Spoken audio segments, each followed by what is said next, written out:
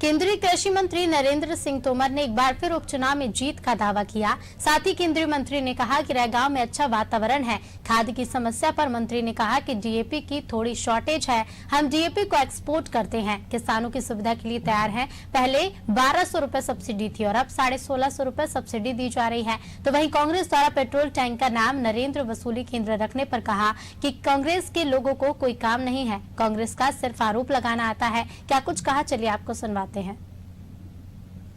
विधानसभा के चुनाव हैं। भारतीय जनता पार्टी ने चुनाव की दृष्टि से जो आवश्यक व्यवस्थाएं थी उनको आपस में आवंटित किया है। सभी कार्यकर्ता अपनी अपनी जगह पर भारतीय जनता पार्टी के लिए समर्थन जुटाने के लिए जुटे हुए हैं। मैं अभी रैगांव क्षेत्र में गया था, वहाँ काफी अच्छा वातावरण है और आज खंडवा लोकसभा क्षेत्र में जा रहा हूँ, तो मुझे पूरा भरोसा है कि भारतीय जनता पार्टी इन चुनावों में विजय हासिल करने में सफल होगी। सामान्य तौर पर डीएपी फर्टिलाइजर का थोड़ा शॉर्टेज है, क्योंकि हम डीएपी को इंपोर्ट करते हैं और उसके भाव भी बढ़े हैं।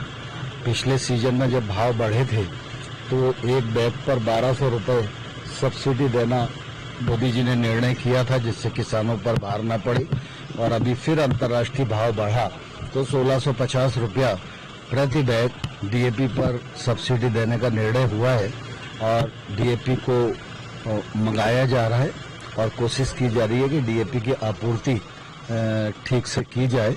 लेकिन मैं आपके माध्यम से किसानों को आग्रह करना चाहता हूं कि डीएपी आ रहा है और डीएपी मिलेगा, लेकिन हम सब लोगों को जो विकल्प हैं उन विकल्पों का भी उपयोग करते रहना चाहिए। तो कांग्रेस के लोग तो कुल मिला के आरोप प्रत्यारोप लगाने के लिए उनके पास कुछ बचा नहीं है, क्योंकि उनके पास विषय नहीं है, मुद्दे नहीं है, नेतृत्व की क्षमता नहीं है। कांग्रेस भी अप्रासंगिक हो गई है, नेतृत्व भी अप्रासंगिक हो गया है, इसलिए कुछ मिथ्या आरोप लगाकर अपनी राजनीति चलाने का प्रयास करते रहते हैं। थमने का नाम नहीं ले रहा है लगातार। कृषि सुधार बिल किसानों के भले के लिए लाए गए हैं। देश भर के अधिकांश किसान बिलों के समर्थन में खड़े हुए, अधिकांश यूनियंस के बिलों के समर्थन में खड़े हुए।